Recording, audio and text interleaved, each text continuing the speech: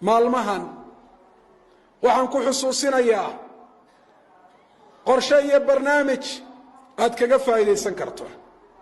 waa qodobka koobaad. 10 maalmood ee bishan u horeeya dilxija marnaba ha ilaabin hana mooganaan labada ragcadood ee la tukado wakhtiga barqada. haddaad ka badisana fa huwa alafdal. ha ilaabin laba ragcadood oo aad tukato fii waqti saxar marka uu waagu soo dhow yahay. ha ilaabin rawaatibta 12 ragcadood ama ka badanba oo salaadaha faralka ka horeeya qaarna ay ka dambeeyaan. 2 ragcadood salaada subax ka horeeya, 4 salaada duhur ka horeeya, 2 ka dambeeya, 2 salaada maghrib ka dambeeya iyo 2 salaada cishaay ka dambeeya. ku dadaal inaad soonto 9 maalmood ee bishan u horeeya. si gaarana u beegso maalinta carafa soomkeeda. yaanu ku dhaafin siyaamu yowmi carafa faina fadlahu wallahi cadiim waman faatahu fahuwa fii khasaara. maalinkaa soomkiisa fadliga laga hela aad buu weyn yahay, qofka u dhaafana waa qof aad u khasaaray. akthir yaa cabdallaahi min dikri illaah. ilaahay baa si gaara ku amray maalmahan inaad xusto. ilaahay xusuusnaantiisa iyo xusitaankiisa iyo weynayntiisa iyo ammaanistiisa farabadi. laa takfal can sadaqa tufrixu biha muxtaaja. 10 maalmood ba inaad sadaqad la baxdo ku dadaal, aad kaga farxiso qof baahan. fainahaa tudfiu gadaba rabbi subxaanahu wa tacaala. ilaahay cadhadiisay kaa bakhtiinaysaa, sida uu sheegay rasuulku calayhi salaatu wasalaam. raadka ka dhasho oo naartaa inay bakhtiiso. afdir saa'iman fii yowmi carafa aw fii gayrihi min hadihi alayaam.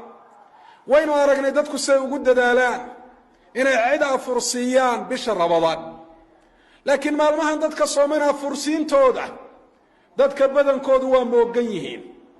ka faa'iidayso fursadda ah. camalka wanaagsana dadku ay moogan yihiin fadli dheeraada buu yeelanaya. ugu yaraan hal qof inaad afursiiso oo soomay maalmahan ku dadaal. ixris cala alkalaam aladii tarjuu bihi hawaab allah waskut can gayrih. ku dadaal hadalkaad is leedahay ilaahay baad agtiisa wax kaga heli doontaa oo darajo ku yeelan doontaa oo sabab uu noqon doona ilaahay raalli inuu kaa noqdo jannada aad gasho. ka kalena iskaga aamus. faqad qaala lanaa rabbuna subxaanah laa khayra fii kaiiri min najwaahum ilaa man amara bisadaqatin aw macruufin aw islaaxin bayna annaas. hadalka ay dadu ku wada hadlayaan shirarkooda iyo faqoodu khayr ma leh 3 arrimood haddaan lagu hayn. haddaan sadaqad la ysku farahayn, haddaan dad lagu heshiisiinahayn, haddaan wanaag la ysku farahayn oo la ysugu sheegahayn. dadka ka agdhow laga bilaabo ehelkaaga iyo awlaadaada iyo asxaabtaada ku baraaruji fadliga maalmahani ay leeyihiin. ama fariin u dir, ama telefoon u dir, ama afkaba uga sheeg.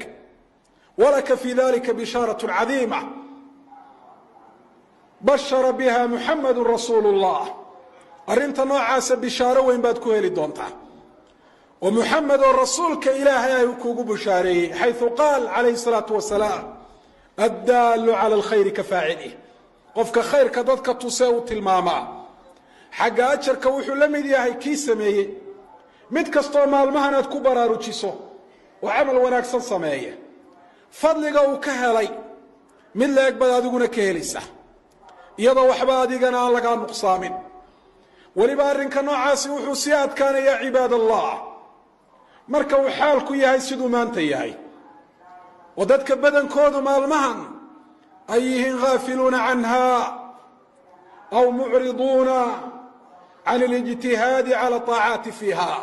dadka badankoodu maalmahan ay moogan yihiin ama iyagoo maqlay ay yihiin kuwa ka sii jeeda oon u soo jeedin inay ku dadaalaan daacaadka iyo waxaa ilaahay subxaana wa tacaala u dhoweynaye ayuha alcabdu lmuslim maalmaha waxaad ku dadaashaa akhrinta qur'aanka fahuwa afdalu maa yudkaru bihi rabu subxaanahu wa tacaala wax ilaahay lagu xuso waxaa u fadli badan in ilahay hadalkiisa la akhriyo ku dadaal maalin walba inaad akhrido 3 jus ugu yaraan si aad 10 maalmood qur-aanka u khatinto 3 jus haddaanad hal waqti wada akhrin karin waad qaybin kartaa bacda salaati alfajri hal jus akhri bacda salaati bayna almaqrib waalcishaa maqrib iyo cishaa inta udhaxaysana jus kala akhri bacda salaati الظuhri aw alcishaana jus kala akhri ma ashalaha wama afdalaha waa arrin aada u sahlan isla markaa fadligeeduna aada iyo aada u wen yahay wakhtiyada qaarkood si gaara uga faa'iidayso salaada subax dabadeed iyo salaada subax horteed iyo maqrib iyo cishaa inta udhaxaysa oo kaga faa'iidaysa khayrkii waxa ilaahay kuu dhoweynaya guud ahaan ku dadaal istikfaarta farabadii u samafalka waalidka xidhiidhinta qaraabadaada badinta salaanta dadka baahan quudintooda dadka ishaysta heshiisiintooda wanaag farista iyo xumaan reebista carabkaaga ilaali jaarka u samafal martida si fiican u sooriyee waxa dadka dhibaya waddada ka leexi anfiq calaa zawjika wa ciyaalik cidda ilaahay arrinkooda iyo taladooda ku dhiibay maalmahan ka farxi oo masruuf ku filan sii agoon wax sii walaal ilaahay daraaddii aad u walaalowdeen booqo kuwa xanuunada u jiifa iyagana booqo ku dadaal salliga nebiga calayhi salaatu wasalaam fa innahu min afdali alcibaadaat nebiga inaad ku sallido qof muumina ha dhibin walaalahaaga u ducee iyagoo kaa maqan malag baa ku odhan doona walaka midlu dalik taasoo kalead adiguna ku heli doontaa ammaanada ilaali ballankana ka soo bax indhahaaga xaaraanta ka laab waysada dhammaystir masaajidka xaggiisa u lugee tallaabana ajar baa lagugu qori midna dembi baa lagaaga dhaafi doonaa aadaanka iyo iqaamada inta udhaxaysa ducayso yowma aljumuca suurat lkahf akhri ajar weyn baad yowma alqiyaama ku heli doontaa salaat lciid ku dadaal ixris calaa adaa'i salaati alciidi fi lmusallaa ku dadaal dikriga ilaahay salaadaha dabadood oo dadka masaajidka markiiba ka cararaha ka mid noqonin ka farxi dadka muslimiinta gaar ahaan kuwa taagta daran iyo kuwa baahan laabtaada xaadh oo ka xaadh xumaan iyo colaad iyo qalbi xumo wixii aada ugu hayso qof muslima oon ilaahay daraaddii ahayn ee ka dhashay dheefta nafta iyo adduunyo ehelkaaga wanaagga bar kuna baraaruji